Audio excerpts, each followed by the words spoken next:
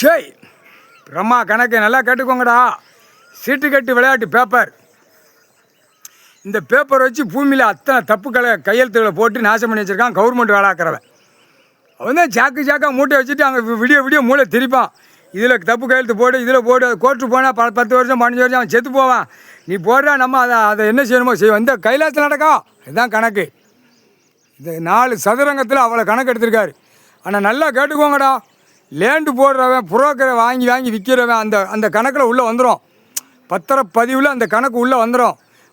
ஒரு பத்திரப்பதிவு போடுதானா அப்படின்னா ஒரு மாத்தியில் அவன் எத்தனை இடங்களை வாங்கி பேரை மாற்றி உள்ளே கொடுத்து அத்தனையும் சார்பாளர் பத்திரப்பதிவுலேருந்து எல்லாவனும் திருட்டுத்தனமாக உள்ளே செஞ்சிட்டான். ஒருத்தன் ஆதார கார்டு இருக்கானா அவனுக்கு அந்த பதிவுக்கு மேலே போகக்கூடாது. உனக்கு இருப்பு இடம் இருக்கா, விவசாயம் இருக்கா, அந்த 2 தான் இருக்கணும். மற்ற மென்னுமே பண்ணக்கூடாது. மேலும் வாங்க பிளாட் அடிக்க ஓட ஆட பாட பூரா டெல்லியிலேருந்து தமிழ்நாடு ஊடாலப்பட்ட மாநிலம். இலங்கை சுலனோட கம்மி தான். தமிழ்நாடு தான் 100க்கு 100 சைவராக ஓடுது. பிளாட் அடிக்க ஓட பிளாட் அடிக்க அங்கே ஓட இங்கே ஒரு உழைப்பு கிடையாது. தமிழ்நாட்டுக்காரப்போ நிமிந்த மாணிக்கு போகிறான், நிமிந்து மேலா மாதிரி ஆட்டிட்டு தின்னுட்டு பொண்டாட்டி பிள்ளையோட நக்கு தான். அதான் 7 நாட்டு சனியை விட்டுட்டார். புரோக்கர் பூரா 7 நாட்டு சனி தான். எல்லா புரோக்கர் கம்ப்ளீட்டாக லேண்ட் அடிக்கிறவனுக்கு பூரா 7 நாட்டு சனி பிடிச்சி ஆட்டுது. அந்த நேரம் இராணுவ வானரப்பட உள்ள வரல, எல்லாம் உள்ள கொக்கியில் அப்படியே மாட்டிடுவான்.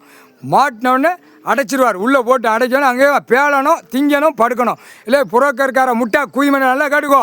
கணக்கு போட்டு கணக்கு நடக்கலாம் நினைக்காத. 6 வருஷம் போட்டு நடக்கலாம் நினைக்காத. கணக்கு ஏற்றிட்டு இருக்காங்க. எல்லாம் கணக்கு பார்த்து எல்லாம் ரிப்போர்ட் ஆகி எல்லாம் கிளியராக ஏற்றிட்டு இருக்கான்.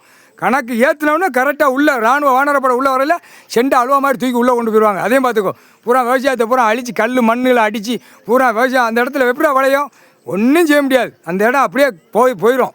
விவசாய இடத்துல பொண்ணு மாதிரி பூ மாதிரி வச்சு சாப்பிட்டு சந்தோஷமாக போங்கடான்னு தான் கணக்கு கொடுத்துருக்காரு கடவுள். அதை மீறி மீறி ஓடுதா ஆடுதா பாடுதா. இந்த ரோடு போட்ட 1/2 கிலோ பூரா இப்போ உள்ளே மாட்டுவான். எல்லாம் கான்ட்ராக்ட் மாட்டுவான். எல்லாத்துலேயும் மாட்டுவான்.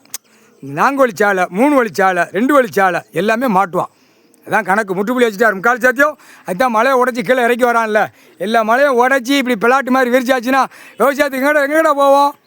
எல்லாம் ரிப்போர்ட் எடுக்கிற அதிகாரிலாம் புரியுதா இல்லையாப்பா, தெரியுதா இல்லையா? மலையை உடச்சி எல்லாம் செதறிச்சாச்சுன்னா அந்த விவசாயத்துக்குள்ளே என்ன பார்க்க முடியும்? ஒன்றும் செய்ய முடியாது. முற்றுப்புள்ளி அதிகாரி பூரா பார்க்கலையா? தான் அதிகாரிக்கு நாடி கட்டு போட்டு ஒருத்தரவை துட்டு நெத்தியில் ஒட்டி வெள்ளங்க மாட்டிட்டார். 3/4 சத்தியம்.